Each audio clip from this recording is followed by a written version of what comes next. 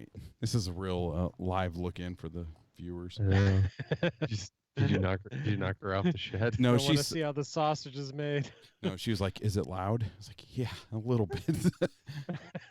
Hey, you got to get a Roku. You can plug headphones right into the remote. You know what though? Sometimes when you're watching This Is Us and it's just really hitting you, you just crank it up. You just want to ugly cry. All right, here we go.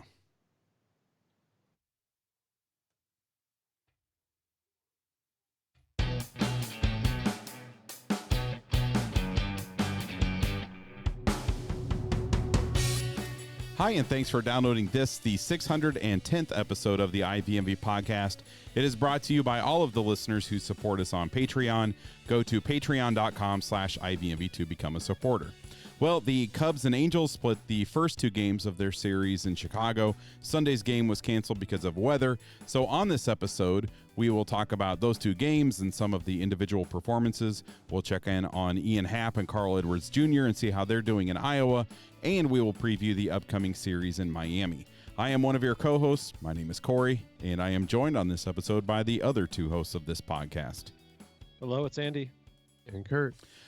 So, Kurt, why don't we go ahead and get started with your scary stat segment? Let's do that. So this is a non-Cubs stat this week, but I felt like I couldn't ignore this one. We're going to talk about Chris Davis and Chris Davis. The first Chris Davis, the CH Chris Davis that plays for the Orioles, he finally snapped his OFER after 54 hitless at-bats. It's a new record for baseball. The previous mark was 46. He really broke out, and he went 3 for 5 with 4 RBI. Whoa! So that stellar day brought his average up to 0.79. So yeah, it's a rough start for Davis, and it was kind of neat. I watched the video, and they had a little fun with it. His teammates were really, making a big deal in the dugout, and he has to keep the ball. So I thought that was kind of funny. I like as that was going on like a few days ago. I don't remember where I was. I was somewhere and they had ESPN on TV. I must have been eating in a restaurant or a bar or something. I don't know where it was, but somewhere with the television anyway. And they were like doing like live cut-ins on ESPN for his at bats or like the MLB network or something. I was like, oh, that is so ugh. Like, like that's the type of thing, like I remember, you think back to like the Sosa McGuire home run chase or Bonds or something like that where they would like cut in for those important at bats. And now they're cutting in for Chris Davis with the CH and his, how long can he go without a base hit? Yeah, 54 is the number. Well, 55 is when he got his hit. But the Orioles announcers were super excited. It was like it was the playoffs and he just hit a home run. So, Kurt, let me ask you a question. What would be your OFER streak if you were placed in Major League Baseball today? Oh, God. Like forever? Infinity? I don't know that I could ever actually. I'd be like an OFER. Like if there was a separate stat about not hits, but just contact, I think I could probably get 54, less than 54. You think you could at least foul a ball off in 54 bats? like basically like a guy just, grooves a, I don't know, some soft tossing lefty and an 85-mile-an-hour fastball. I think I could just toss the bat out there. If you they have Hendricks. No sample against you, so they don't know how to pitch you. Oh, they don't know. I mean, they can't. I mean, I do have a large strike zone. It's the 36-inch inseam strike zone. But I don't know. From knees to hips, I mean, it is. There's a lot of area there. It's like 5.5 feet right there. All right, so the other half of the scary stat is the other Chris Davis, and this is the KH Chris Davis, plays for the A's. He now leads MLB with 10 home runs through 17 games and has a 1021 OPS. So kind of amazing that you could not, guy with the same name has two guys with the same name have exactly opposite starts to the season. Yeah, and so Chris with a KH. Kurt, you didn't mention this, but anybody, like if you listen to Effectively Wild, they talk about this all the time, and I've seen like other blogs write about it and stuff. But Chris with a KH, he is really interesting because for the last 4 seasons, he has ended the season with a 247 batting average on the nose for the last 4 seasons. He's like, I think he's like 20 or 25 points above that right now, But the other interesting thing, and this was also from just like, I just saw this on Twitter like maybe 2 or 3 days ago, that so not only in the last 4 seasons has he ended a season with a 247 batting average, but on that day, his previous 247 at bats, in his previous 247 at bats, he had a 247 batting average. Wow. So the consistency that he will bring to you, tons of home runs and a 247 batting average. That's what. Yeah, and he lives at 247 247th Street in Oakland. right. And then I'm going to look at it real quick. 24/7. There's like a 24/7 joke in there too. I All don't know day, where every it is, day. but it's somewhere in there. Okay, so I want to know how he did today because I just looked, and his career batting average is 248. Oh. So when you're listening to this, Well, if you're listening to this on Monday, well. it's possible that he could have a 247 batting average, lifetime batting average as well. These are the things that make me love baseball even more, because like we talk about these offers and all this, and like what really is awesome is this weird, just these weird things that happen. I think that's so awesome. Yeah. And there, think about it too. Like, I mean, reading a lot of baseball blogs and listening to baseball podcasts like Effectively Wild, like they bring a lot of those things to your attention because like that's all those people, it seems like that's all they think about. Like they find amazing things. And it just makes you wonder too, like how much is still out there, just a few layers down that no one has really like stumbled upon yet. And, I guess just the think about how much is out there, knowing that like what baseball's been around for 150 years. I mean, even just like that recently, wasn't it like over the off season I was talking about how many pitches were thrown in a particular season, and it was just like an outlandish number that you can't even like really wrap your head around. It's amazing. Or even I don't know, just anytime you look at like cumulative baseball things, like on our last episode, I was talking about how many more home runs have been hit this season over last season. And I think I looked, and through like the first, 10 days or something like that of a season, there had been like 12,000 at bats baseball wide. And it's just, I don't know. The numbers are I don't know, just baffling, I guess. But when you find those little hidden gems like Chris Davis's 247 batting average, it's awesome. It's fun. It makes baseball fun. Okay, so let's talk about this Angels series, or at least the first 2 games. They haven't officially announced when that third game will be played, right? I think there's like a day in early September that it kind of looks like it could potentially be, but of course it had to be a team that was super far away too. Right. Yeah. Yeah. Yeah, and I was listening on the radio today, and they said something that like this may be so difficult to make up that it could actually be made up in Anaheim. I mean, really, they may just do it wherever they can, or it could be one of those that's like, well, we'll make it up at the end if we need to. Right. Which, unfortunately, if you look at the standings right now, it doesn't look like this game may be needed. But there's a lot of baseball left to be played. So, yeah, true. So I was just this Angels series. I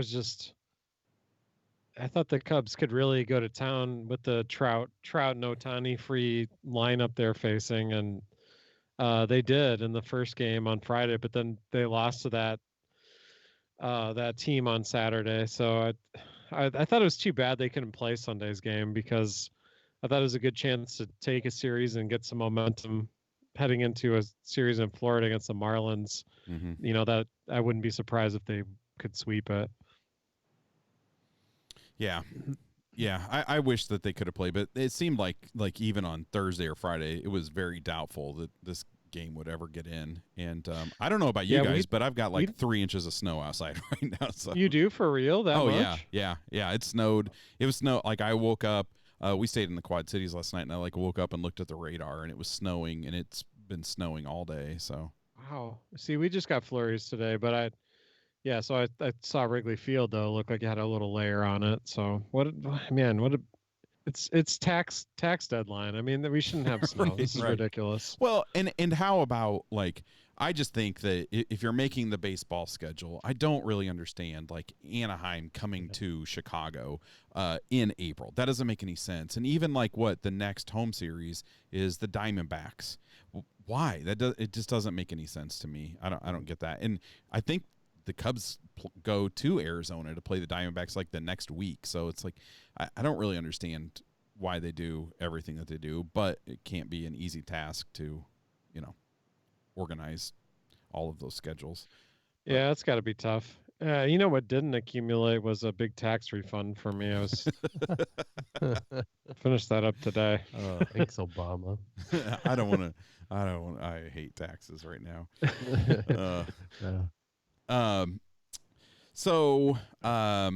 Yeah, I don't know. Do you guys? Well, let me jump in with something here in talking about this Angels series. So the bullpen. Obviously, we've spent a lot of time talking about the bullpen so far this season. So heading into Saturday's game, the bullpen had a scoreless streak of 5 games going, and I think it was maybe like 17 innings, scoreless innings straight, and so instead of like keeping the Cubs in the game, for the offense to take over for Saturday's game, the bullpen instead just kind of helped the Angels put the game out of reach.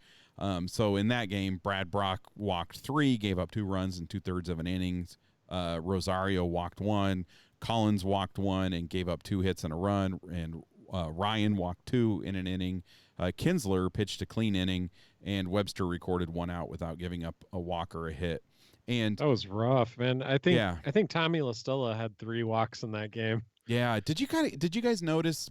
I'm not sure if you were able to watch this game, but it was kind of interesting that like when LaStella came up to bat, it seemed like the Cubs weren't real sure how to attack him. And I know that it was even like his first at bat, and Contreras had Who is this mystery man? Well, I think I mean, even though his batting average wouldn't show it right now, we know as Cubs fans, we know he's a tough out.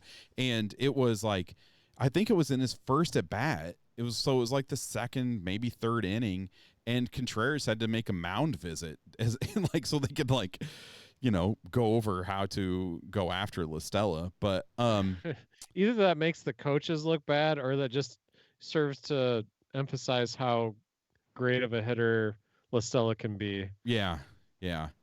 But it was, I just think when you look at Saturday's game and really how the game was right there, it was just tough to see the bullpen give another game away. And the Cubs record is now 5-9. They are in last place in the division. They're 4 games out of first, I think, as of right now. I think the Brewers lost today. So 4 games out of first place, and they've given away a lot of games.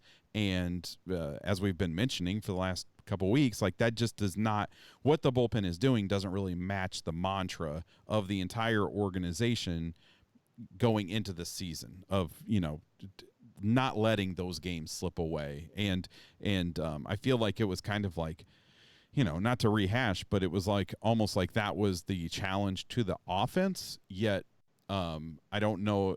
I think, I don't really, I don't know. Not that you hear like excuses made for the bullpen, or we have, but like, I think it's easier to say like, oh, bullpens are going to do fluky things, and that's kind of what happens. And I think, that's kind of glossing over the inactivity of the front office to address bullpen needs in the offseason. But, overall, when looking, I mean, it was really frustrating to give that game away. Just another game, another loss that was really pretty unnecessary. And, in thinking about that, I realize I'm not terribly upset with the bullpen right now. And mainly because the names that I listed, who the pitchers that didn't do very well in that game on Saturday, they aren't the players that I would expect to carry this bullpen. And maybe except for like Brock, you would expect him to maybe play a larger role in the bullpen. But I think that the bullpen could look significantly stronger in 4 to 6 weeks. Imagine a bullpen with the foundation of Morrow, Strop, Cishek, Montgomery, all of those guys pitching like they're capable of pitching. Throw in Chatwood, who can be good. Tony Barnett, who we haven't really seen yet, but has shown in the past that he can be good, and Xavier Cedeno. And so that's a bullpen. And I forgot about these guys. Right, exactly. And so, like, that's kind of where I was at today. I was like, I've grown accustomed to the Allen Webster era. Exactly. Yeah. And so you're thinking, like, man, this bullpen just sucks. Like, I don't understand how it's going to get any better. And then when you think about the players that will be returning from injury, it's like, well, that's a bullpen I'm more confident in. And I'm not totally confident in it because the Cubs did, nothing with the bullpen in the offseason to give me total confidence. But I think in the last week, we saw some huge improvements in the bullpen, and it led to 3 wins in 5 games. The bullpen coming in and doing their jobs. And, it's really kind of a difficult thing to, like, think about, like, oh, I'm thrilled with 3 wins in 5 games, but baby steps. That's where we are right now, is being content with those types of things and just getting things headed in the right direction. So I think while the bullpen was not impressive on Saturday, I think it was overall a good week for the bullpen, and some of those guys coming back from injury, Barnett, Cedeno, Montgomery, and especially Morrow, that can't happen soon enough, because I think it could potentially be like an entirely different bullpen in a matter of 6 to 8 weeks, at the outside. I mean, it really should start kind of filling out, before that. But yeah, and the challenge then is, how much damage can you take before you get to that point? Right now, like you just pointed out, they're last in the division, and at some point, the bullpen does become a huge liability even this early in the season. So hopefully they can kind of limp through it, and they can continue to have more performances not like Saturday. I mean, because walking in runs might be one of the most frustrating things to watch as a baseball fan. Like, it's one thing to groove in balls and guys are hitting it like crazy, but when they walk in runs, like, boy, that hits a nerve for me. But I think your point is valid in that, like, you can't just take this one game and, even though it hasn't been just this one game, but like you said, before that, they were doing pretty well. And so, yeah, you just kind of lifted me up and encouraged me a bit there, because I was pretty down on the bullpen. Yeah. And I'm like, yeah, you're right. Well, they did did have a good week, and I think it will get stronger. So, I fully expect the offense to completely fall apart when that happens, and just have like 2 weeks of scoring 1 or 2 runs. We'll see the mythical beast of the, every phase working for a little while or something. Yeah. I mean, because they sure could use that. But, when the bullpen wasn't working, we finally saw some outings from the starters that we were longing for and expecting to see. I mean, Quintana and Hamels outings were really what the Cubs needed, and the starters haven't delivered many deep outings to start the season. But finally, the Cubs got a couple back-to-back, and really, you could feel the effect of this on other phases of the ball game. It takes some pressure and stress off the offense, and usually, hopefully, the bullpen too. But I'll talk a little bit more about Quintana when we preview the upcoming Marlins series. Well, yeah, I mean, setting the tone with the Hamels start was a good way to go in the first game, and but like you said, yeah, he followed the Quintana start up with it, like probably I would say this is the most dominant start of the season out of a Cubs starter. He was able to go 8. He was really efficient. He only threw 106 through those 8, and he allowed just 4 hits, and the only run was that solo home run to Pujols. So he didn't walk anybody, and he struck out 6. I mean, this was really like vintage Cole Hamels. It's what we know he can do. It's what we weren't sure he could do a lot of. But man, if he could give you, if a few of these starts a year and some average starts for him outside of that, I mean, this is what they needed. If he could provide one of those starts every 3 or 4 outings, it'd be huge. And that is what we saw in that game was a Cole Hamels that I didn't think we would see this year. I felt like we kind of saw the last of that last season, and that he would be okay, but not great. And that was a game I really enjoyed watching, because Cole Hamels is a fun pitcher to watch when he's kind of in a zone, and he looked great. Yeah, and like Andy very said, reassuring. it takes so much pressure off the rest. I mean, they took the pressure off the offense. Like, they scored some runs. I think they scored 5 in that game. So it just relieves all of that burden of everybody else having to carry it, and he basically just took it on and shut it down. I mean, the Angels just weren't in that game. Right. He faced 28 in that game, and he got 10 ground outs and 6 strikeouts. So that's a pretty. I mean, he was pitching to contact. He was also and getting strikeouts. And it was just like you said. It was a fun game to watch from a pitching performance standpoint. It was pretty spectacular. Yeah, and then seeing him, go through 8 and just leave the Cubs bullpen only needed to get 3 outs, and that was Yep. And Kinsler. Yeah, and so it was. Yeah, it would be nice to see. I don't know if we may get one of those from Lester, but it feels right now that maybe Hamels is probably the most likely pitcher to provide those types of outings. I'm not sure, right? Maybe Quintana, but it doesn't really feel like Hendricks has that in him right now. Yeah, and I think the team needs those sprinkled in, those longer outings. A little dash of longer outings. Right. Yeah. Let's see. Before we move on, I'm going to do things in order here. We're talking about pitching, so let me stick on pitching. And I mentioned Kyle Hendricks. So on the last episode, if you listen to that, Andy, you and I were optimistic about Saturday's game. We thought that was going to be a good opportunity for Hendricks to get back on track. We thought the Cubs offense could do some damage, and we kind of liked how that game lined up. And I wouldn't call Hendricks' performance on Saturday terrible, but it wasn't that great. And really, it was the second inning that kind of did him in. But in that game, he went 5 innings, he gave up 3 runs, 2 of them earned on 6 hits. He struck out 2 and walked 1. So the number that kind of stands out to me is the 2 strikeouts in 5 innings. And so far this season, Kyle Hendricks has struck out 14.7% of the batters he's faced. That is a big drop-off, and about 5% fewer than he struck out last year. And it's over 8 percentage points fewer than his 2016 season. So the strikeouts are down. The walk rate is higher than it's been in the past. So it's 7.4% right now, and that is 2 percentage points higher than last season.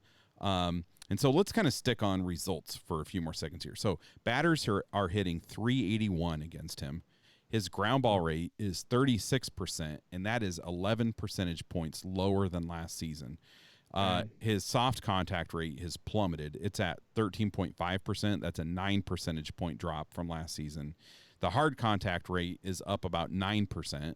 And his BABIP is .420, which, his career average BABIP is about .280. And so sometimes you probably hear us say on the podcast, the BABIP is high, so, this is a fluky result, and there's really nothing to worry about.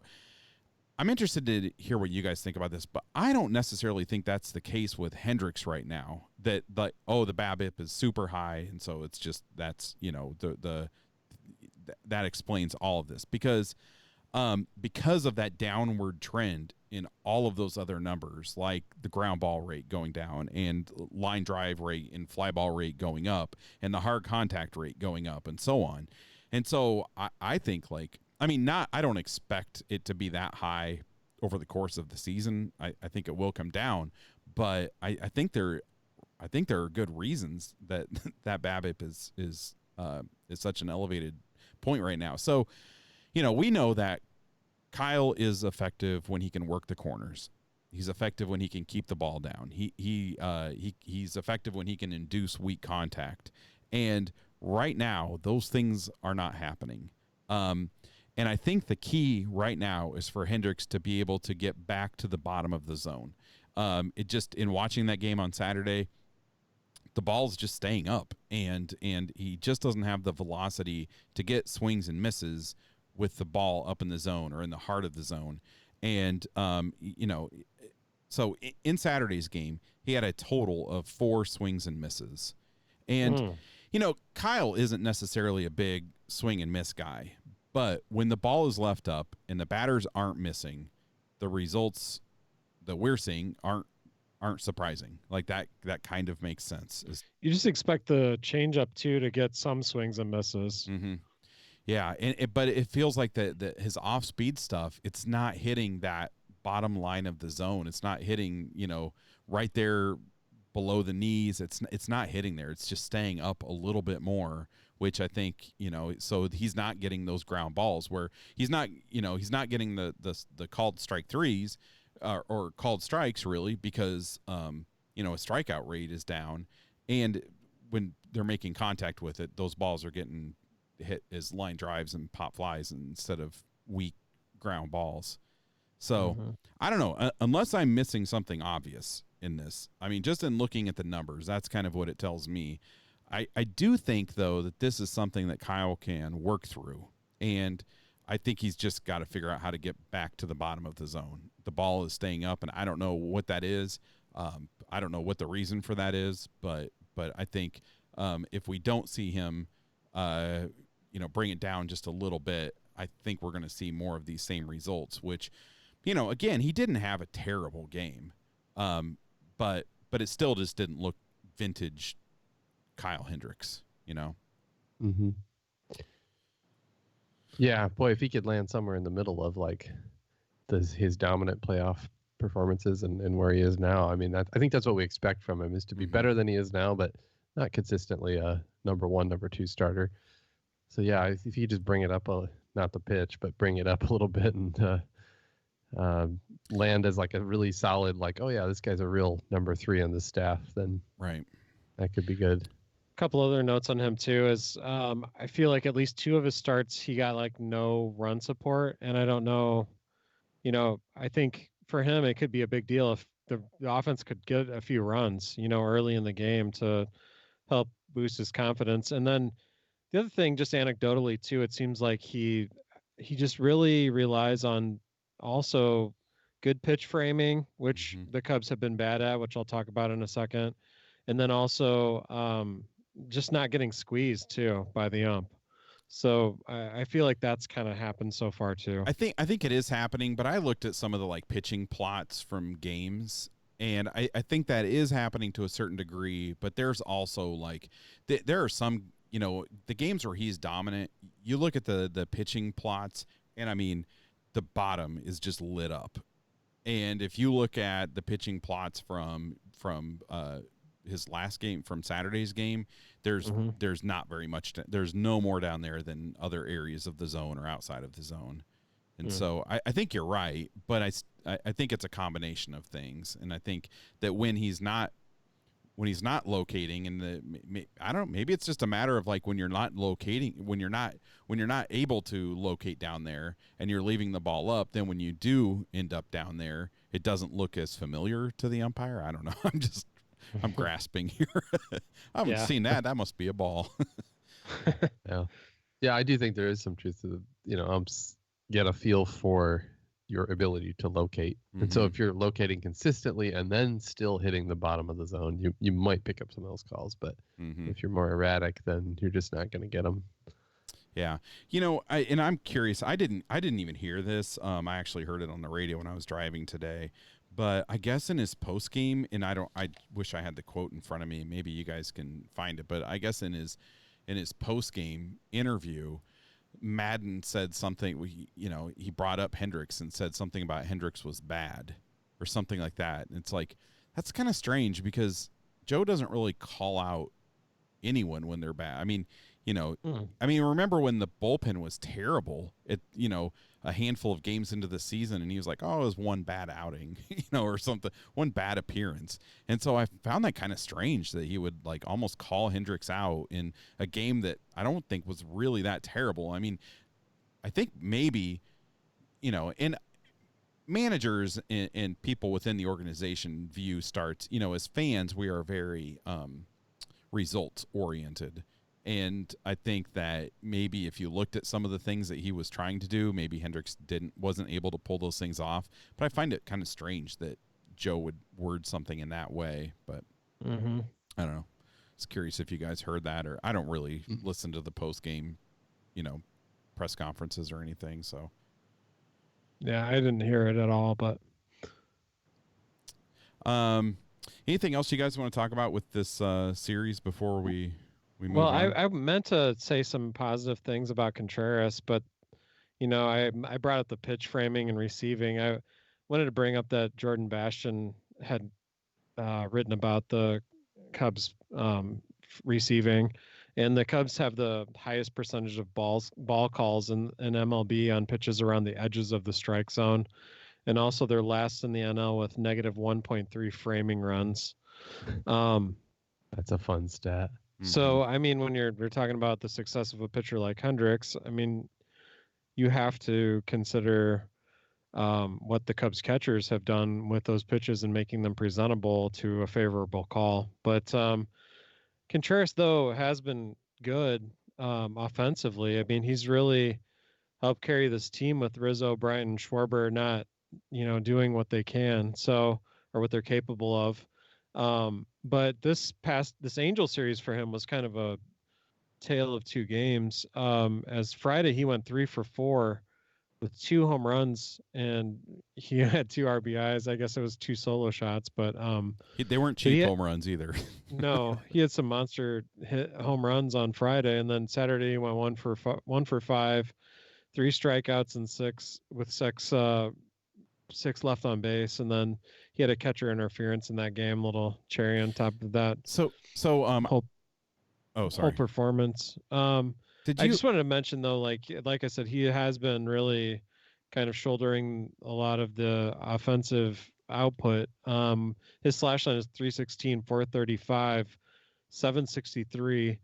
He does have a 350 BABIP, but that's less inflated than I expected when I looked at that slash line. Did you see the tweet that from Jordan Bastian, where I think he said that there were 3 players that had 3 catcher's interference called on them in one season, and we're like not even halfway through April, and Contreras has 3, and I think he said that there have been no catchers in Major League Baseball history with 4 catcher's interference calls in one season. Wow. I wonder if he's like kind of pressing to try to reach out and receive the ball to get it in a presentable position. I wonder if that's part of his effort or his concentration to try to be a better pitch framer. Yeah, and he's almost stabbing at the ball, and that's got to be frustrating for a pitcher and for an entire team. So hopefully he can, develop a little bit of patience and let the ball travel just a little bit further. Yeah, you just got to wait like another 1,000th of a second, right? Well, patience. He's not been one for, being cool and collected. I don't know. Yeah. I don't know what I'm trying to say. No, I hear you. So and Andy, you also brought up the Cubs are last in the National League in with negative 1.3 framing runs, and with Caratini, we haven't even mentioned that, but Caratini has gone down with a hamate bone injury, which always frightens me because, I mean, remember when we started this podcast, Derek Lee, I think in our first season of doing the podcast, Derek Lee broke his hamate bone, and it basically zapped all of his power. Although Almora, I didn't know this, but Almora had broken his. I guess I had either forgotten that or I don't know. So hamate bone that's named after a pig's spouse. I hope you made that bad joke 11 years ago when we but okay, so here's so let me so bad it's good. I know. So let me ask you guys. Like, I felt like, okay, so Caratini goes down. Also, I don't really pitch framing is something that I think it's hard to evaluate with your eyes. I think that's something that we have to rely on, different stats sites. At least me, I can't really tell. I mean, you can kind of tell, but not really. But anyway, I don't think Caratini is like a top quality pitch framer. And so And now with him going down to injury, the Cubs bring up Taylor Davis, who is not a great pitch framer either. And so, like, I think that is one of the main reasons that I wanted the Cubs to go get a backup catcher in this offseason, is someone that is a good pitch framer that you could bring in to work with certain pitchers in certain situations and things like that. Not necessarily certain, but you know what I mean. Because like if you think it's going to be hard for us as fans, as Cubs fans, I think we're always going to compare things. We're always going to compare teams to the 2016 team now. But look at how valuable David Ross was with his pitch framing. And I feel like that is something that the Cubs could really use over the course of the season. And then even like in playoff games and things like that. Like, I just feel like that having that person who can frame pitches really well can make a difference. And I know that it's kind of like more of a big sample stat, I guess. It's not something that, you would expect to impact like a single game or something. But I still think it's a really valuable thing. And right now the Cubs just have nothing. Like I don't see that. I don't see them being last place in the National League in framing runs. I don't see that changing this season. If anything, it'll probably get worse. So I don't know. That's one frustration I have, that I just wish they would have brought in someone that, that is their skill. And I don't really care what they do offensively. I mean, I'm a Cubs fan, man. We had Paul Bacco, so I guess I can handle that. If you just have somebody that's Damon a really Berryhill. good, if you have somebody that's a really good defensive catcher, I just think it's a valuable thing. And, I feel like the Cubs, Contreras can control the running game better than other catchers, but as far as receiving goes, the Cubs just don't have it. And I don't know if they have it in their system. Behind Taylor Davis, I really don't know, but I sure hope they do. Yeah. It used to be loaded with catching prospects. Seems like. Yeah, but I think when they were loaded with catching prospects, it was always like high offensive, catching prospects that offered a lot offensively. And because, really, I don't know when we started paying attention to like Steve Clevenger. Sure. But I don't know. But I just wonder if there may be an intention to some degree that, when guys are young, they're not expected to be good framers. Like, the good framers are usually the experienced catchers, right, who've been around the block, like your David Rosses. And so I wonder if they just don't value it in young prospects, and so like you can't expect it when those guys become your everyday players. You have to. And I think it kind of proves your point. Like, you have to go get that in the veteran free agent to fill that gap. And so I wonder if they just sort of thought like that wasn't worth the expenditure, because as they're out of money, right? To spend on that kind of guy. Like, it wasn't. The payoff wasn't there. I don't know. Well, that's my analytical analysis. Well, and I think that when it comes to when you look at catching, like, I think you maybe, I think if you have to choose, like, okay, with your starting catcher, do you want somebody who is capable of putting up offensive production like Contreras, or do you want someone who is not good at the plate but really good behind the plate? And I think you kind of, you could probably go either way, but I think if you have an offensive team, and somebody that can play a big role like he's played so far this season, I think you kind of would maybe lean towards something that, a catcher like Contreras. But it's really nice to have that person to come off the bench to fill that other role when it's needed, and the Cubs just don't have that. And I feel like they could have figured out a way to get that, and they didn't do that. So maybe they will. Yeah, sure. Next offseason, maybe the Ricketts will find some money in their couch cushions and couple mil for a backup catcher. Yeah. I had $5,000 in this book I got for Christmas. So before we move on from the Angels series, temporarily, I guess we'll revisit it at some point this season. But I was curious if you guys had any thoughts on Schwarber's check swing, if you were able to watch that, and what you thought of the swing and maybe his reaction. I just, myself, I didn't think that he went, but I think anytime there's a check swing, there's a risk of it being called, and I don't. Like when I watched it live, I didn't think Didn't you feel like that thing was borderline though, kind of? I mean, for like sure. It could have gone either way when you have an ump down there making a snap call like that. Yep. I think and that's why I don't really fault the umpire, because I think I don't know, when I saw it live, in full speed, I didn't think he came anywhere close to going. Then when I saw it slowed down, I was like, yeah, it's borderline. I don't think he went, but it is borderline. Yeah. And so it's pretty understandable how an umpire could see that as a check swing.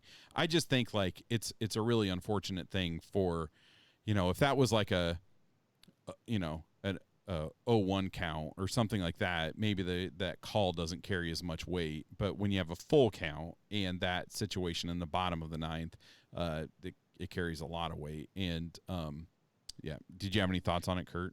Well, I'm with you. It was a 50-50 call in my mind. I watched it over and over again, and to put too much weight on an ump calling that in real time without seeing it on video. Like I said, I watched it over and over.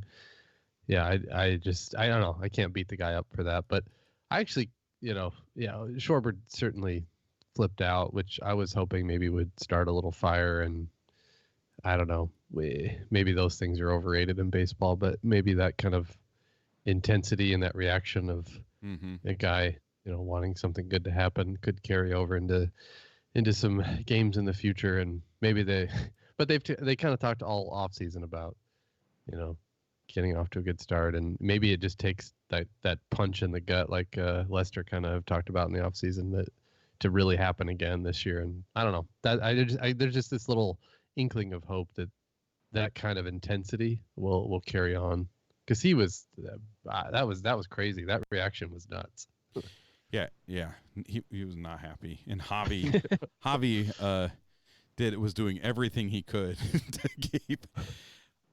As it turns out, Javi would probably, if you look at Kyle Schwarber as a defensive end, and the umpire was a quarterback, Javi did some pretty good blocking out of the backfield. I feel like he'd be a pretty good running back if he can block like that. Like a little tiki barber.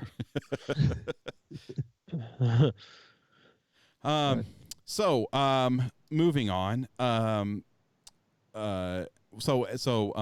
Ian Happ and Carl Edwards Jr., they're down in Iowa. And so how are they doing, Andy? I hadn't really paid any attention.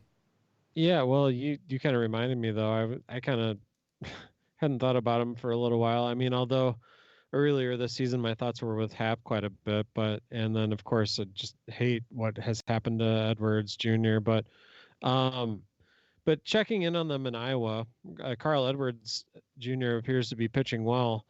He's only surrendered 1 earned run on 2 hits over his 4 innings pitched. The most important part of his performance so far down there, though, is that he's only walked 1 in those 4 innings to go with 3 strikeouts. So perhaps he's getting on track there. Happ, however, I kind of expected him to set the world on fire when he went down there and make it back up to the Cubs quickly, but that hasn't exactly been the case. He has 9 hits and 40 at-bats, but the worst part is he struck out 13 times to go with only 3 walks. He hasn't hit any homers yet, but he has 5 doubles.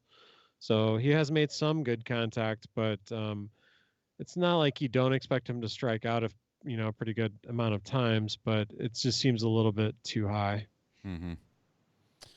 Yeah, I guess as of right now, I wish that Ian Happ was on the with the Cubs on the 25 man. I wish that Carl Edwards Jr. was the pitcher that we've seen him be in the past. But at this point, I kind of feel like there's really no rush. Just leave both of them down there. I mean, I think I said when Happ or when Carl Edwards Jr. first got sent down, it's I really hope he didn't like just go down there, look good, they pull him up right away, and then it's the same issues. And I think that I think he only has options through like June or something like that. I keep forgetting to read that, but so I mean, at that point, if they wanted to send him down, he'd have to clear waivers. I don't know. I mean, it's just not a good situation. And so at this point, like, I just think leave him down there. I would say, like, hey, we may see you in June. You know, just April, May, some of June, you're going to be in Iowa, and just get things on track. And because, yeah, they're not going to have that option to do in the, you know, to send him down in the future. So it's really just, unfortunately, it's just hard to think about, like, this could be his last chance, kind of. Mm-hmm. And man, I'm not ready for that with Carl Edwards Jr., you know? Oh, man. So, all right, so let's move on to the Marlins series. So the Cubs are headed down to Miami for that series. The Marlins are not good this year. They are 4-12. According to Team WRC Plus, they rank 24th out of 30. They also have an issue with the bullpen, which sounds familiar to all of us. If you sort by ERA, their bullpen is one spot better than the Cubs. And it is really hard to believe, as I was looking at this, that with as bad as the bullpen has been for the Cubs this year, there are 5 bullpens in baseball that have a worse ERA than the Cubs bullpen does. But Marlins are not a strong team, as you would expect. So the series starts on Monday. How's that looking, Kurt? So Monday is a 6:10 start on WGN, and the Cubs will face Trevor Richards, and for the Cubs will be Yu Darvish. Richards is a young righty, and he's just in his second season with the Marlins, and it's a pretty easy preview as far as guys who faced him, because only Descalso has faced him, and he's faced him one time, did not get a hit. So it's pretty flat, like preview line if you look at that projection. But he has started 3 games this year, and he's looked really good, actually, and he's gone 6 innings in each outing. His ERA is 2, and in his last start against the Reds, he allowed just 1 hit and no runs through the 6 innings. And really the knock on him right now is he can be a little wild. He walked 5 in that Red start, and he threw 108 pitches over the 6 innings. So I think the key here is, the Cubs make him throw a lot of pitches early, get some walks, put the pressure on him. He's a young guy. See if he can work through that against a pretty tough lineup. So I think that's kind of the scouting report for me. On the other side, Darvish, again, like NL teams against Darvish, there isn't a lot to look at, but there's a handful of guys that have faced him. Castro and Granderson both have seen him, but not a lot to talk about there.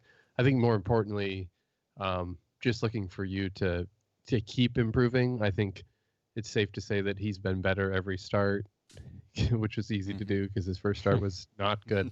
But yeah, if he could just incrementally, or not even incrementally, just continue to improve on each start and take advantage of a pretty weak offense. The Marlins are 27th in baseball in run scoring. They're averaging just 3 per game. So if you could go out there and really be dominant against them, I think this could be a nice turning point, if you will, for him. And he could get, and if he did finally get a win, this would be his second win as a Cub. Ooh. Surprising. Oh. So he needs that second win. So yeah, I think that's for me the key to this game. Is like I'm really going to be anxious to see if he can set the tone and be dominant. Like this is kind of like, okay, here's your shot. Like you got a weak lineup. Let's just go do this. Yeah. And then on Tuesday, how's that game looking, Andy? Yeah, that's a 6:10 start on NBC Sports Chicago. That's going to be righty Pablo Lopez versus Jose Quintana. And Lopez is an aggressive pitcher. He struck out 17 over his 15 innings pitched total. That's spread over 3 starts. So he gets a lot of strikeouts. But he's also surrendered 11 runs in those 3 games. So it seems like hitters are also kind of aggressively putting some swings on those pitches and doing some damage. So hopefully the Cubs do the same with him, or just have an approach that makes sense according to how he profiles out. But Quintana, man, the last time he pitched, he went 7 innings. He only gave up 4 hits over those 7 innings, only 1 walk, and he had 11 strikeouts. And that was his strongest start of the season by a mile. And, this is the Quintana I have expected to see show up in the pitcher he should be most of the time, in my opinion. He talked after the game about using his changeup more and that he was working on using it more effectively in spring training. And he said that the changeup gave him a great third pitch to go with his fastball and curve. So he just kind of intimated that if he can maintain a 3-pitch mix like that, he has confidence in himself to repeat what he did in that game. So as far as the Marlins, they don't have too much of a sample size against Quintana. Starlin Castro is 0 for 16 against him. So that's the only one that was notable really for me. Okay, and then on Thursday, the Cubs and Wednesday, the Cubs and Marlins wrap up the series. It's a 6:10 p.m. start, and the game is televised on NBC Sports Chicago. The Marlins will be sending Sandy, I'm assuming it's Alcantara, because that's how Arizmendi pronounced it, Sandy Alcantara to the mound, and he is a 23-year-old right-hander. The Cubs have barely seen him. They have a combined 5 at-bats against him, so that's not worth talking about. I was having a good vacation last time I was in Florida, and then I got a Sandy Alcantara at the beach one day, and that really put a damper on things. Better than a snowy Alcantara.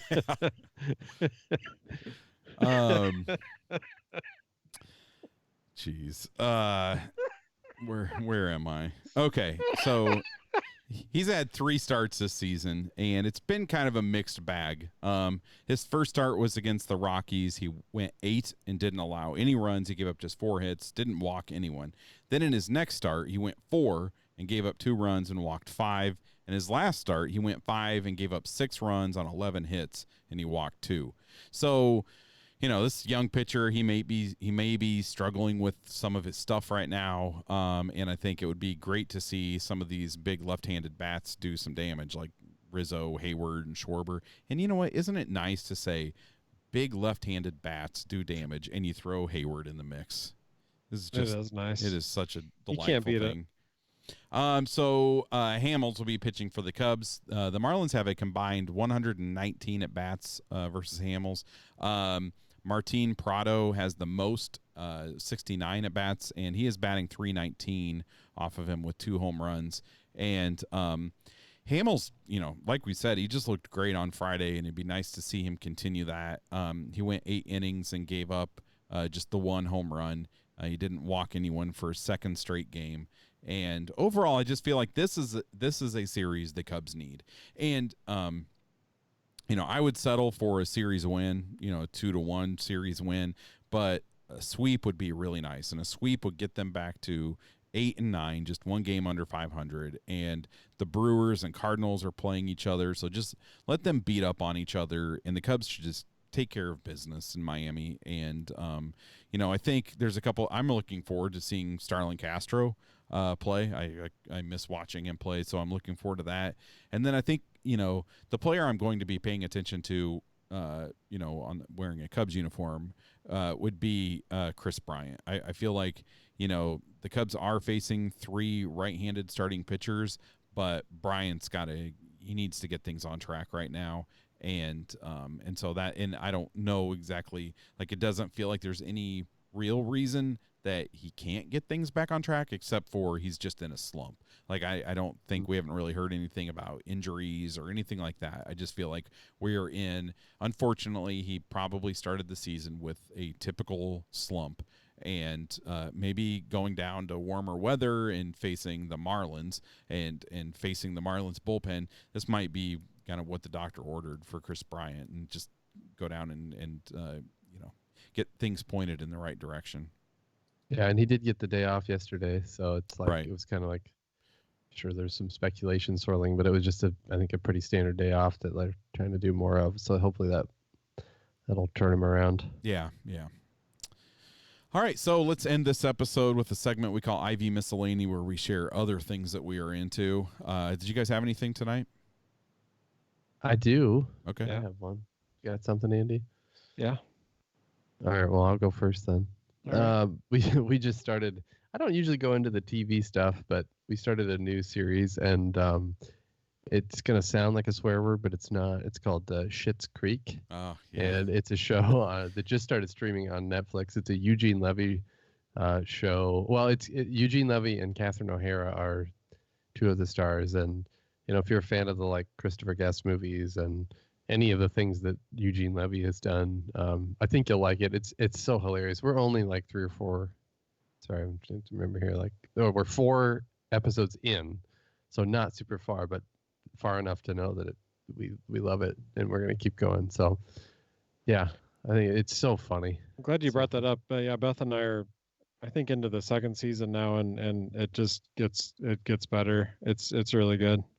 Yeah, I we're, I just heartily love recommend those it two, as like, well. Yeah, it just brought me back to the old like Christopher Guest movies, and they're so funny. yeah, we're in the second season too. We just started it a couple weeks ago, and it was kind of one of those things where I watched the first episode and I was like, it's all right. I don't know. I don't really like it that much. And then like, I feel like once you get like going into like the third or fourth episode, it really kicks in, and like Chris Elliott is so hilarious in it. Oh, and, yeah. I mean, and like Well, and his David son is played by Eugene Levy's son, Right. Dan Levy as well. Oh, so- I didn't realize that. Well, and his Yeah, daughter, and his daughter's in it too. also. Yeah. Yeah, I think like that David, whatever his real name is. He's hilarious. I think that is like by far the best character in the entire show. It is so funny. Well, the daughter too, like that Yeah. actress. I don't know who that is. Emily. What I was don't know. Annie Murphy. Wasn't she on? Yeah, Was she in Her Girls? facial expressions are incredible. Yeah, Like the yeah, way yeah. that she acts through facial expressions is amazing. I don't know. It's a really underrated show. Yeah, it is. It's it is really Canadian, so of course it's underrated. Yeah, I just love that. Like, I finally like throw out a TV thing. It's, yeah, we're on like we're on season 3. Oh, dang it! I'm sorry. No, I'm just. No, we just started it a like, couple that's weeks just- That's ago. my life. We were laughing so hard last night. It was just fun to see something that made you laugh that hard. Yeah. What do you got, Andy? I guess mine is I've been listening to this podcast called Reply All. It's a Gimlet Oh, yeah. podcast. Yeah. Their description is it's a podcast about the internet that is actually an unfailingly original exploration of modern life and how to survive it. But I'm going to recommend a specific episode of Reply All, and it's an episode called The Founder. It's number 136. And it is the story of a person who wanted to change the world using the internet by committing crimes on an unprecedented global scale. So it's actually about this guy who wrote some really helpful open source code, and then his life surprisingly quickly transitions into one of like global, like Carmen Sandiego criminal. So it was pretty fascinating. I thought like, there's a guy who wrote a book about this man too. Paul LaRue is the name of the criminal. But it's Reply All, and it's an episode called The Founder, number 136. I'll have to check it out. I have listened to that podcast before, but I haven't heard that episode. Yeah, I subscribed to it and then I unsubscribed at some point, so maybe I should jump back in and check it out. Well, I've got 2 I'm going to give, and I really kind of forgot about it until you mentioned Canadian TV, Kurt. But I don't know, Kurt, I don't think you would necessarily be into this. I'm not sure if you would, Andy, either. But the new on Netflix, they have the Trailer Park Boys animated series, and it is really funny. So if you enjoy, I mean, I definitely understand that most people don't like Trailer Park Boys, but if you enjoy the show, I think you'll really like the animated series. So it's pretty good. My other one is this thing that Tawny kind of came up with an idea tonight. And, so we were just kind of talking about how like our girls, they're, preteens, and they listen to terrible music, just awful music. And we try to like show them things, and they don't like.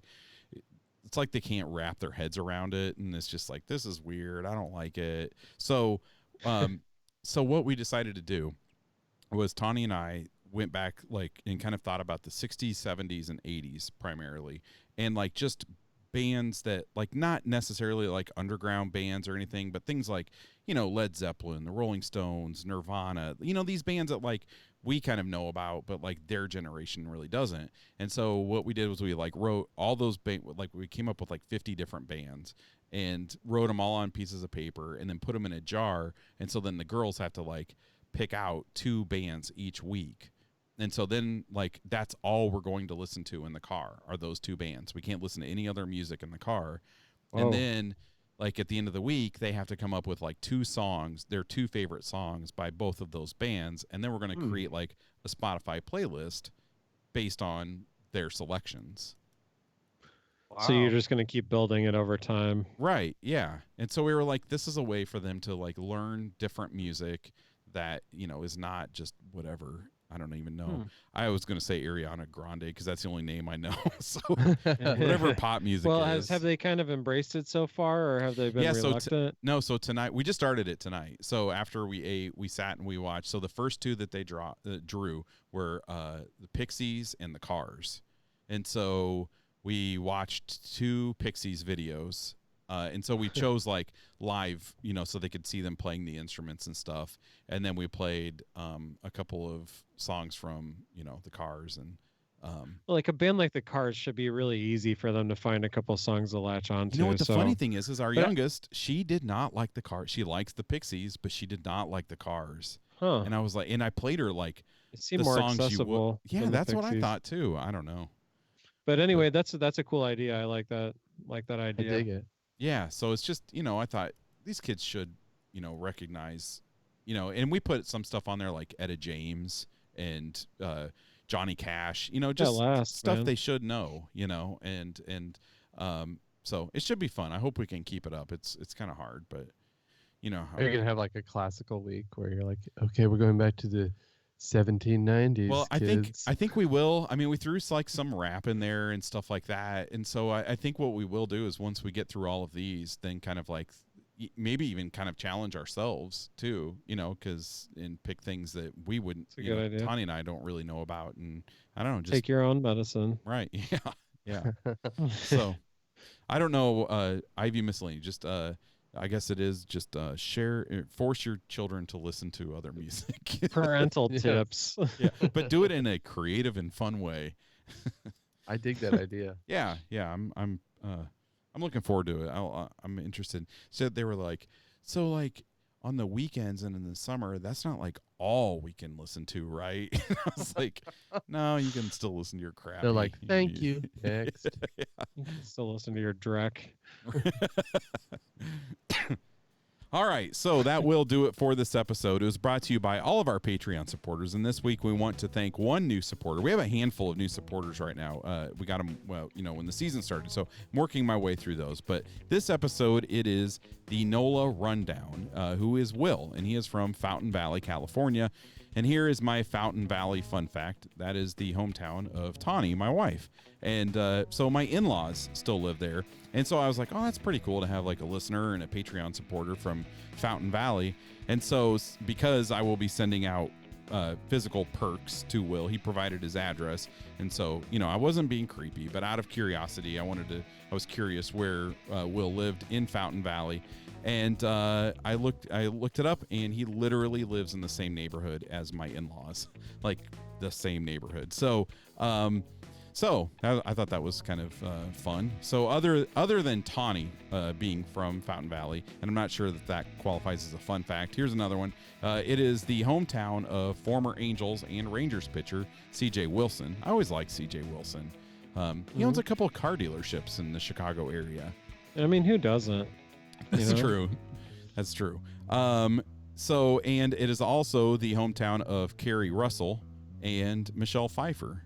So, it's kind of like it was hard to find real fun facts because it's just it's a suburban, what do they call them? Like commuter bedroom communities or something. Alternative facts.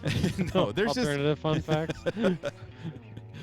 No, so that's kind of the extent of my, Oh, and there's You should have had Tawny come down and share some fun facts. Well, let me think. Okay, so here's a fun fact. Tawny, when she was going to high school at Fountain Valley High School, was an extra with other students in the school in the movie